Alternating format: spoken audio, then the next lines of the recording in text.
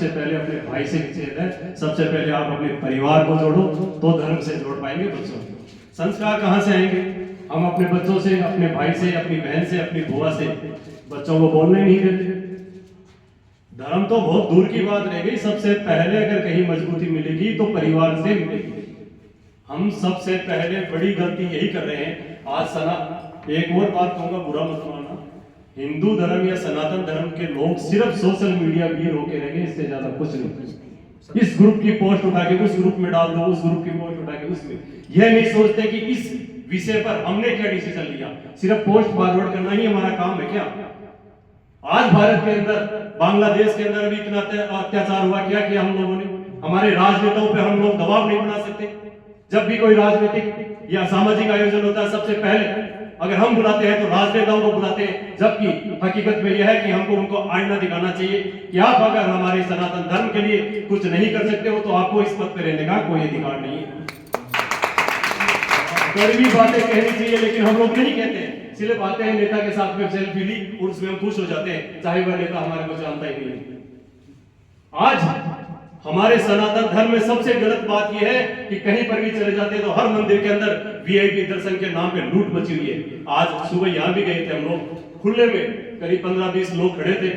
VIP दर्शन 1100 रुपए, 500 रुपए, यहाँ की बात नहीं करा, सब जगह। आप किसी भी मस्जिद में चले जाओ, वीआईपी दर्शन के नाम पर लूट नहीं है। आप किसी भी चर्च में चले जाओ, वीआईपी दर्शन के नाम पे लूट नहीं है।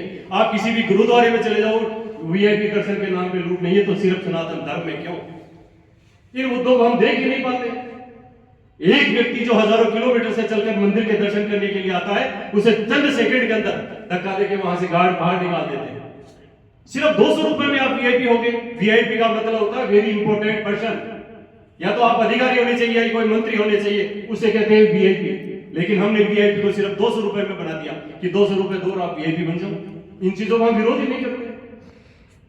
आज हमारे मंदिरों के द्वारा, चाहे कॉलोनी का मंदिर हो, चाहे किसी भी शहर का मंदिर हो, उन मंदिरों के द्वारा सनातन धर्म के बारे में अगर एक शब्द भी बोला जाता है या आने वाली पीढ़ी को 2 शब्द भी बताए जाते हो तो आप बता दो। आप मदरसे में चले जाओ, चर्च में चले जाओ, गुरुद्वारे में चले जाओ, धर्म के प्रति बच्चों को जागरूक किया जाता है। लेकिन हमारे यहाँ पे ज्यादा से ज्यादा क्या करते हैं? कैसेट चला देंगे। अरे कैसेट तो भजन तो हम भी सुन लेंगे, आप धर्म के बारे में क्या जानते हो? धर्म के बारे में बच्चों को बताओ ना, तभी तो ये सनातनी बनेंगे, तभी ये हिंदू धर्म के रक्षा कर पाएंगे। आज हम लोग यहाँ पर इकट्ठा क्यों हुए?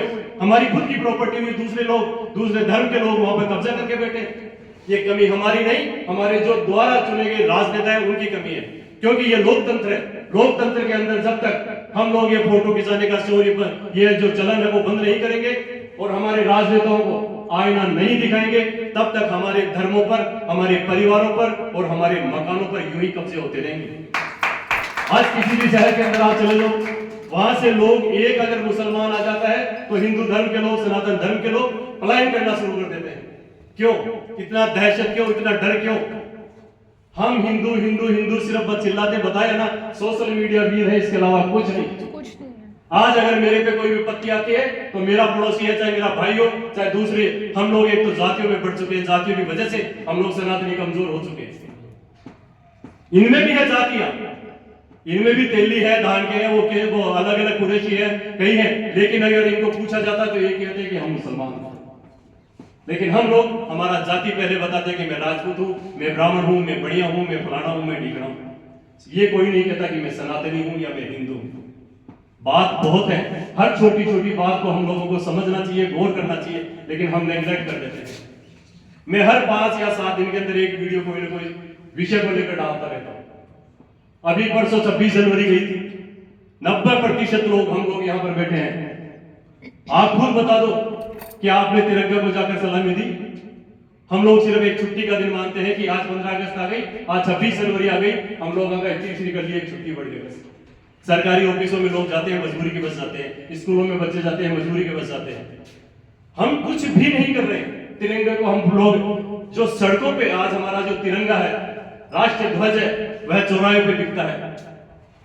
15 अगस्त और 26 जनवरी आने से 2 या 3 दिन पहले हर चौराहे के ऊपर वो दिखता हुआ मिलेगा, और उसका ये पता नहीं कि 26 जनवरी या 15 अगस्त आने के बाद में वो तिरंगा आपको कहां पड़ा मिलेगा।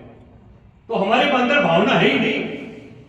ये भावना जागरूक करनी पड़ेगी। जब तक हम लोग अपने आप से शुरुआत नहीं करेंगे तब तक कुछ भी नहीं होगा। हम चाहते हैं कि दूसरा व्यक्ति सुधर जाए, दूसरा परिवार सुधर जाए, दूसरा व्यक्ति नहीं सुधरेगा। सबसे पहले शुरुआत खुद से करनी पड़ेगी।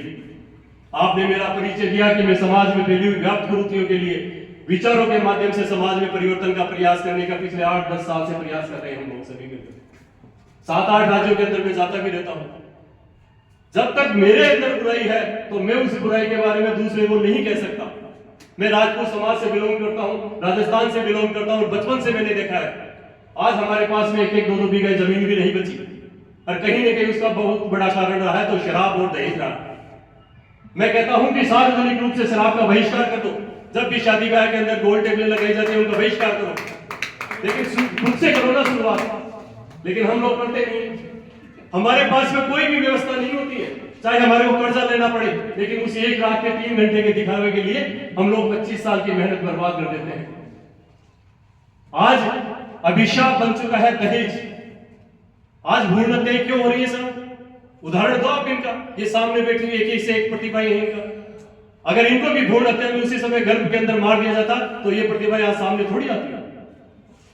आज बच्चे को कोई नहीं मारता, लिंग परीक्षण क्यों कराते हैं?